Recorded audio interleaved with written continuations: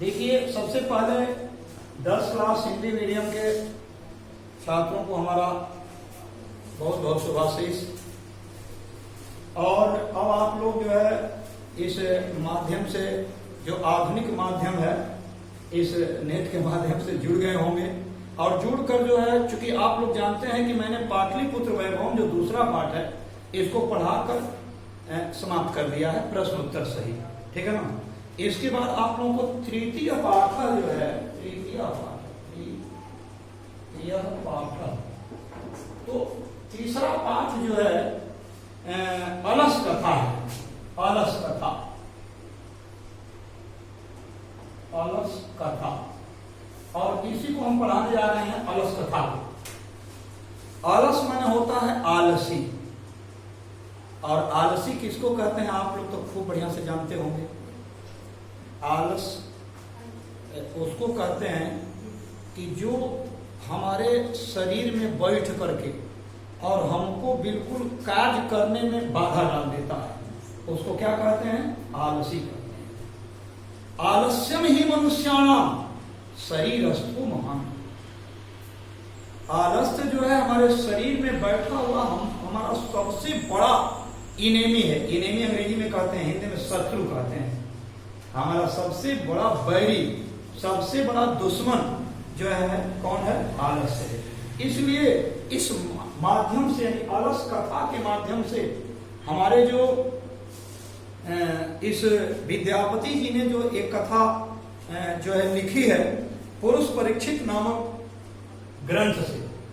फिर एक बार सुनिए, इसके रचनाकार जो है, अलस कथा के रचनाकार कौन मैंने बताया? विद्यापति। 1 नंबर का आएगा, एक नंबर का बोर्ड में आप लोगों को देगा भाई। तो इसके लिए आप पहले से सतर्क रहें, सजग रहें, सचेष्ट रहें, ताकि उसको छोड़ना नहीं है। यानी अलस कथा के रचनाकार कौन है? कथाकार कौन है? विद्यापति हैं। और इस किताब से जो है इसको लिया गया है पुरुष परीक्षित नामक किताब से। किस किताब से? पुरुष परीक्षित। अब पुरुष परीक्षित माने होता है पुरुष की जांच करना। जैसे एग्जाम माने क्या होता है? परीक्षा लेना, जांच करना, टेस्ट लेना। उसी तरह अलस कथा में एक मतलब है कि पुरुषों की परीक्षा ली जाएगी कि कौन पुरुष किस तरह के हैं, कौन कर्मठ हैं और कौन अकर्मठ हैं। तो अब देखिए, अलस कथा की जो भूमिका है, जो प्रस्तावना है, उसमें थोड़ा सा हम बता देना चाहते हैं। अयम पाठ, पाठ अयम, यानी चूंकि पाठ पुल्लिंग है इसलिए अयम यहां लगा हुआ है। अगर पाठ स्त्रीलिंग होता तो लग जाता इयम। पहले आप जान लें, अयम माने यह होता है, या किसके लिए लगता है?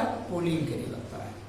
मैंने व्याकरण में आप लोगों को बताया था पूर्व में, आप लोगों को याद भी होगा कि अयम माने यह पुल्लिंग के लिए, इयम माने यह स्त्रीलिंग के लिए, तो और इदम माने यह जो है वो नपुंसक लिंग के लिए। ये संस्कृत में मैंने बताया था।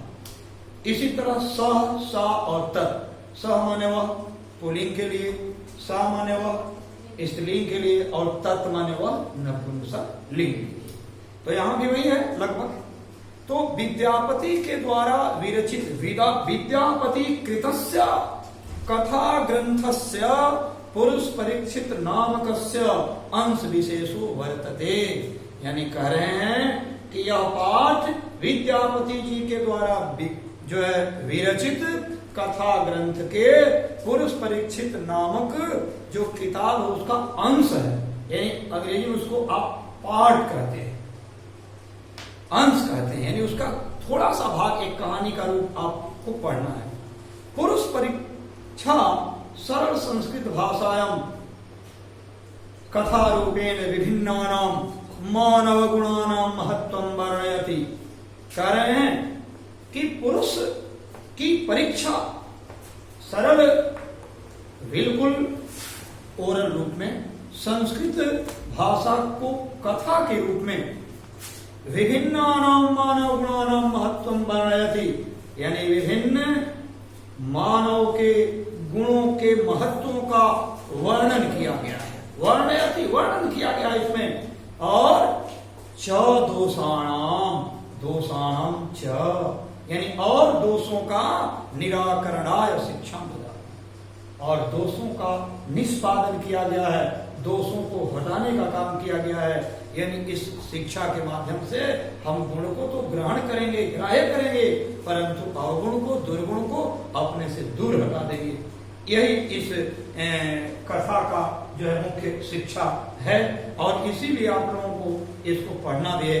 विद्यापति लोकप्रिय मैथिली कवि आसित। विद्यापति जो है सबसे जनप्रिय हैं, सबसे सर्वोत्तम कोटि के कवि हैं, और इनका जो गांव क्षेत्र है, जो ग्रामीण क्षेत्र है, वो मिथिला का है, जहां से हमारी सीता माता अवतरित हुई थी।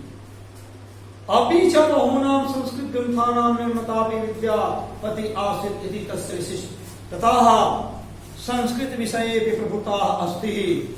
अभी च बहुनाम संस्कृत ग्रंथानां, अरे बहुत सारी संस्कृत के ग्रंथों का इन्होंने इन्होंने निर्माण किया है। कोई केवल पुरुष परीक्षित का ही निर्माण नहीं किया है, अरे इनके बहुत सारे किताब जो है विद्यापति जी के हिंदी में भी आप लोगों को पढ़ना है। जैसे उसमें जो है वर्णन है गंगा स्तुति में कि जो है एक अपराध क्षमब मोरे जानी पर सलमाय पाए तु पानी, वहां गंगा स्तुति किए हैं हमारे विद्यापति हिंदी में। आप लोग भी पढ़ेंगे, क्योंकि पहले की किताबों में दिया हुआ था, अभी भी बहुत सारी इनकी किताबें हैं, इसीलिए कह रहे हैं बहुत सारी किताबों का इन्होंने जो है रचना किया है। इसलिए और संस्कृत विषय में तो इनकी रुचि जो है बिल्कुल ही सर्वोत्कृष्ट है। इस पाठ में यानी प्रस्तुते पाठे आलस्य नामकस्य दोषस्य निरूपणे व्यंग्यात्मकी कथा प्रस्तुता विद्यते है। कह रहे हैं कि इसमें जो है आलस नाम के दोष का जो है निरूपण व्यंग्यात्मक शैली में किया गया है। जैसा कि मैंने पहले ही बता दिया है, आलस्यम ही मनुष्याणाम शरीरस्थो महानिपु, हमारे शरीर के भीतर बैठा हुआ आलस्य जो है हमें रुग्ण कर देता है, हमें कार्य करने की क्षमता को रोक देता है।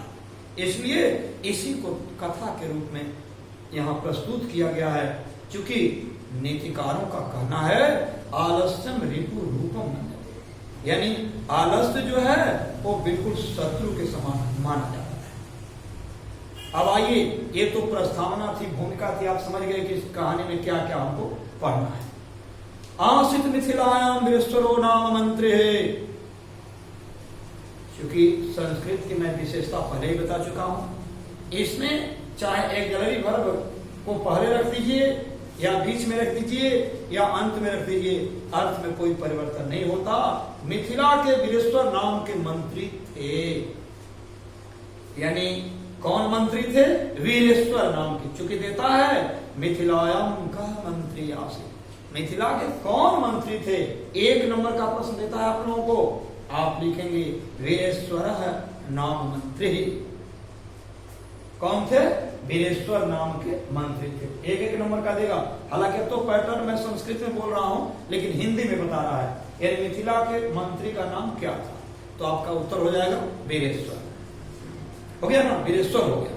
तो अब देखिए वे कैसे थे? सच स्वभावाद दानशील कारुणिकः च सर्वेभ्यो दुर्गतेभ्यो अनाथिभ्यः च प्रति अहम भिक्षाम भोजनम दापयति। इतने वो दयालु थे। सच स्वभावाद, कुछ लोग अपने स्वभाव से ही नेचुरली जो है कारुणिक होते हैं और कुछ लोग स्वभाव से ही कठोर होते हैं। इसलिए इनका स्वभाव जो है दानशील था, यानी दान देने के विषय में सोचते थे। कारुणिक मन होता है दयालु थे।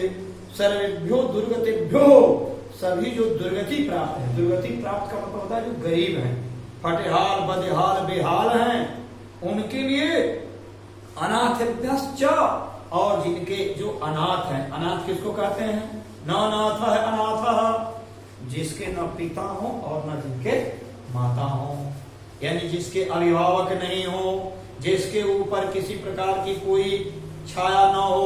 छाया का मतलब कि माने उसको गार्जियन न हो, ऐसे बच्चों और बच्चियों को क्या कहते हैं? अनाथ कहते हैं। तो ऐसे लोगों को प्रत्यहम भोजनम दापयति, ये प्रतिदिन ऐसे लोगों के लिए भोजन देने का प्रबंध करते थे। क्योंकि मंत्री का काम है राजा को गाइड करना, आप समझ लें। क्योंकि मंत्री का काम क्या है? राजा को दिशा निर्देश करना। क्योंकि राजा जो है एक तरह से अंधा और बहरा होता है, उसको कुछ भी दिखाई नहीं देता, कुछ भी सुनाई नहीं पड़ता। परंतु मंत्री यदि अच्छा हो तो वह अपने राजा को एक बहुत बड़ा सम्राट राजा बना सकता है।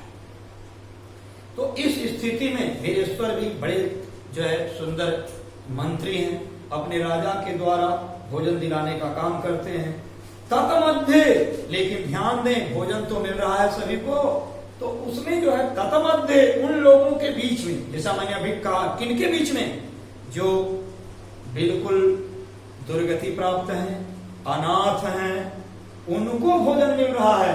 लेकिन ततमध्य उन्हीं के बीच में, यानी वो बेचारे दुर्गति यानी जो बिल्कुल निर्धन है, गरीब हैं, ऐसे लोग, और जिनके पास कोई उनका माई बाप नहीं, ऐसे लोगों, लावारिस लोगों के लिए भोजन की व्यवस्था जो है हमारे वीरेश्वर जी के द्वारा की गई है। उसमें उस ततमध्य, उस बीच में आलस्यभ्य अपि अन्न वस्त्रम दापयति, जो अलहदिया है, जो आलसी है, वो जाकर उनके भोजन में शरीक हो गया और उनके द्वारा मिल रहे हक को जो है बंदर बांट कर दिया। आज आप देखते हैं सरकार की नीतियां जब आती हैं गरीबों के लिए, तो आप देखते होंगे बढ़िया बढ़िया लंबा लंबा पॉकेट वाले लोग वहां पहुंच जाते हैं। वो गरीब आदमी बेचारा अपने घर रहता है, लंबा लंबा पॉकेट वाला अपन कार्ड बनवा लेता है। ऐसा होता है कि नहीं होता है? आप लोग अपने गांव में घर में पता लगा कर समझ सकते हैं। तो यही यहां भी होती है। यहां जो है वो इसके लिए भोजन की व्यवस्था है, जो बिल्कुल फटेहाल हो, अनाथ हो, लेकिन उनके बीच में अलसिया जो कामचोर है, जो काम नहीं करना चाहता है, वह जो है वहां जा करके अपने घर के कामों से हटा करके वहां जाकर भोजन जो है शुरू कर देता है। अब बताइए, अगर ये स्थिति होगी तो निश्चित तौर पर बदअमली होगी कि नहीं होगी? कार्य भार जो है यानी राजकोष पर इसका प्रभाव पड़ेगा कि नहीं पड़ेगा? ऐसे मान लीजिए अगर 4-5 हो और 500 हो जाए, अगर मानकर चलिए 500 हो जाए आलसी, तो हम आलसियों को दे रहे हैं कि हम दे रहे हैं जो दुर्गति प्राप्त है, जो अनाथ है, उनको भोजन दे रहे हैं। लेकिन उसमें कौन उनके हक मारी कर रहा है? आलसी कर रहा है। क्योंकि यतः मन होता है क्योंकि निर्गतीनां च सर्वेषां आलसः प्रथमो मतः किंचित न क्षमते कर्तुं जाठरेण अपि वहनिना। निर्गतीनां च सर्वेषां, निर्गति यानी फटेहाल, बदेहाल, बेहाल लोगों में, सर्वेषां अलसः, मेरे दृष्टि में, मतः, मेरे मतः, प्रथमो, इनको पहला स्थान माना गया है। मेरे दिमाग में सबसे निर्गति प्राप्त यानी बिल्कुल गरीब में आलसी को पहला माना गया है। कहते हैं कि क्योंकि क्यों वो गरीब हो जाते हैं? क्योंकि किंचित न क्षमते कर्तुं, वो कुछ भी करने में सक्षम नहीं होते, करना नहीं चाहते, कामचोर होते हैं, शरीर एकदम अपना पाल कर रखते हैं, चारपाई या चौकी पर पड़े रहते हैं। चौकी भी बेचारा डरने लगता है वैसे लोगों से, क्या कम से कम हटो तो कम से कम चलो हम भी तनी आराम करें हल्का सा। मैं इसलिए कह रहा हूं, व्यंग्यात्मक शैली है मेरे, आप लोग समझ लीजिए। यानी हम बराबर चौकी पर सोए रहे हैं, ये कौन यानी पृथ्वी का हम बोझ बनकर आए हैं? का कर्म करने के लिए आए हैं। क्योंकि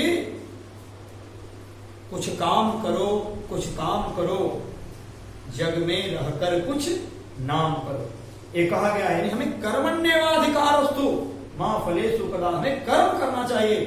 और ये कर्म करने वाले किंचित न क्षमते कर, तुम ये कुछ भी करना नहीं चाहते, इसलिए क्योंकि जठरेण अपि वहनिना, यानी अपने जठराग्नि कहते हैं पेट की अग्नि को, जो आपको भूख लगाता है।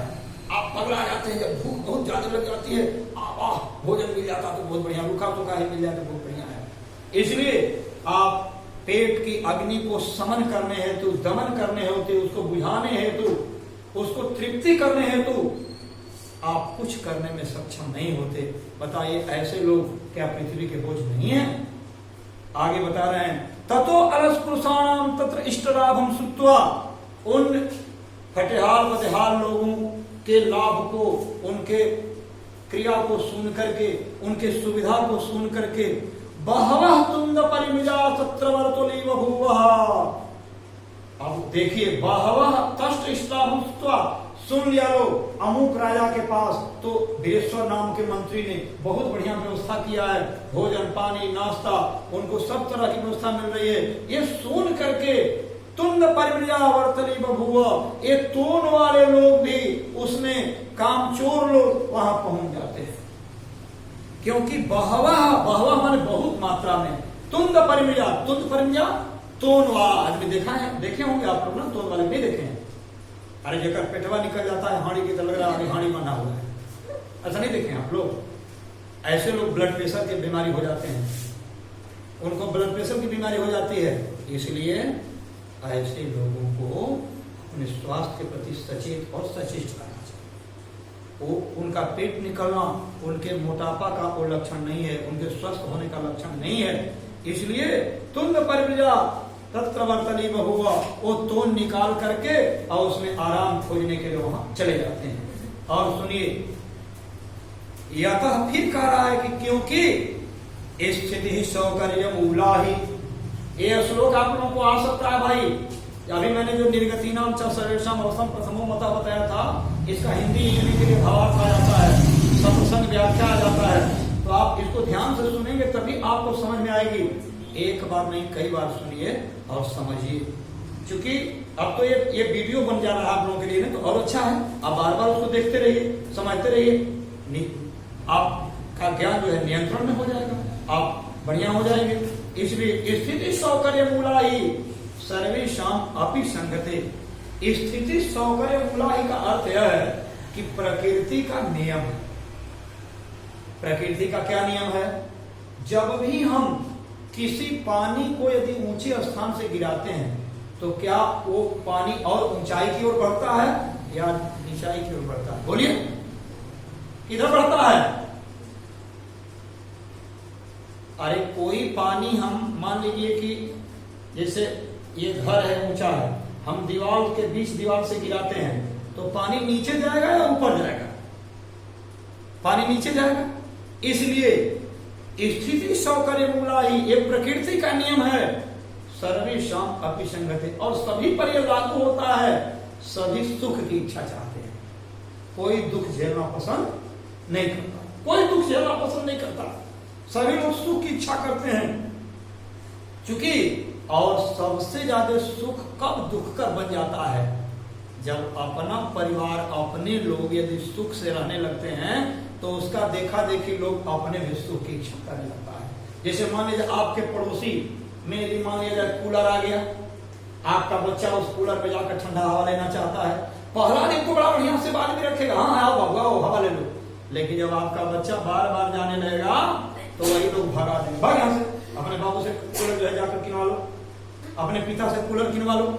ये चीज बड़ी ज्यादा लग जाती है। इसलिए सजाति नाम सुखम दृष्टवा, अपने जाति के लोगों के सुखों को देख करके, सजाति नाम यानी एक जाति के लोगों के सुखों को देख करके, के न धावंती जनता, कौन ऐसा व्यक्ति है जो उस सुख की ओर अग्रसर नहीं हो जाता, उस सुख की ओर धावन करने का काम नहीं कर सकता है।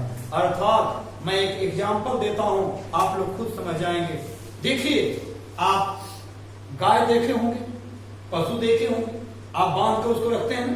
अगर आप नहीं हैं और आप अपने जो है दरवाजे पर उन पशुओं को, 2-3 पशु हैं उसको बांध लिए हैं, उसमें एक पशु का पगहा, जो पगहा समझते हैं ना, जो गला में खूंटा बनाता है, अगर टूट जाता है तो आप देखेंगे यदि एक गाय अगर कहीं चली गई घास चरने के लिए या खेत में चरने के लिए, तो जो बचे हुए जो भी मवेशी हैं उस खूंटे पर है वो तोड़कर उस घास को चरना चले जाते हैं। आप लोग इसका देख लीजिए, ऐसा बात सही है कि नहीं सही है? भूकड़ने लगता है, तोड़ने लगता है, जोर लगाने लगता है। इसलिए क्लियर हो जाता है, स्पष्ट हो जाता है कि यदि अपने लोगों में हमारे कुछ जाति के लोग अगर सुख ग्रहण करते हैं तो हम भी उस सुख को ग्रहण करना चाहते हैं। अब मान लिया जाए कि अगर छेना का मिठाई रखा हुआ है, एक जगह लड्डू रखा हुआ है, अब छेना एक आदमी खा रहा है, आप लड्डू उठाकर खाएंगे, मारेंगे आपको छेने में, उनका बुखार छूट जाएगा। यही होता है, यानी के न खावंती जंतवा, यानी अच्छे और सुख की ओर कौन नहीं दौड़ता है। तो ये बात है। फिर है पश्चात अलसानम सुखम दृष्ट्वा धूर्तापि कृत्रिम आलस्य दर्शयित्वा भोज्यम गृह्णन्ति। पश्चात अलसाना, बाद में आलसियों ने सुखम दृष्ट्वा, सुख को देख करके, जो धूर्ता अपि, जो धूर्त हैं, जो आंखों में धूल झोंकने वाले हैं, यानी वास्तव में वो दुबले नहीं हैं, वास्तव में कमजोर नहीं हैं, वास्तव में वो कार्य क्षमता से हीन नहीं है, लेकिन लाभ लेने के लिए बनावटी रूप बना करके वहां भोजन ग्रहण करना चाहते हैं। कृत्रिम आलस्यम दर्शयित्वा, कृत्रिम मन होता है बनावटी, बनावटी जो है, और भोजन ग्रहण करने लगते हैं। भाई तदनंतरम अलसायाम बहु द्रव्य व्ययम दृष्टवा, अभी मैंने ऊपर बताया था ना कि राजकोष पर तद अनंतरम, इसके बाद जो है आलसियों के साला माने घर होता है।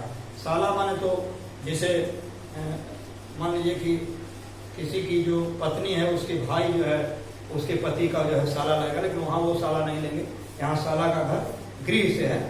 तो कहते हैं कि तदनंतर अलसालाम बहुद्रव्य दृष्टवा, जब बहुत ज्यादा खर्च होने लगा, दुनिया भर के लोग आने लगे, सबको भोजन मिलने लगा, तो अब जो है राजकोष पर ज्यादा बोझ पड़ जाता है।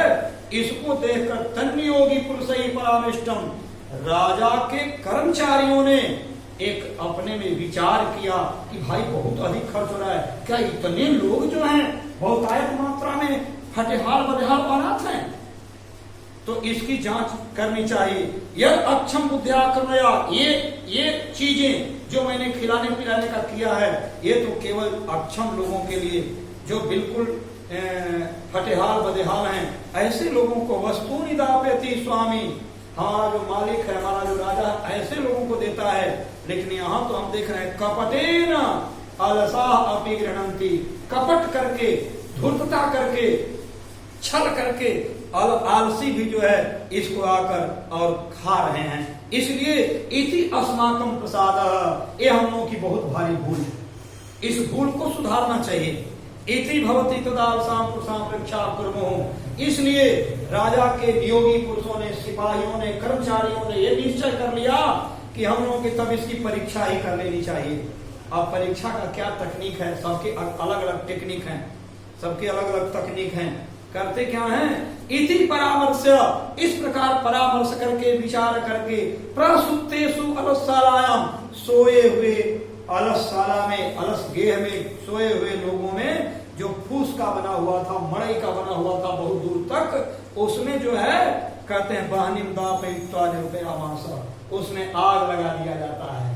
और जब आग लगा दिया जाता है तो ये लगा, इसलिए लगाया जाता है कि जो भी आग लगकर देखकर भाग जाएंगे, उनको हम समझ जाएंगे कि आलसी नहीं है, ये अनाथ नहीं है, और जो लोग रह जाएंगे उसको हम समझ जाएंगे कि वास्तव में यही अनाथ है, यही बिल्कुल फटेहाल है, यही बदहाल है।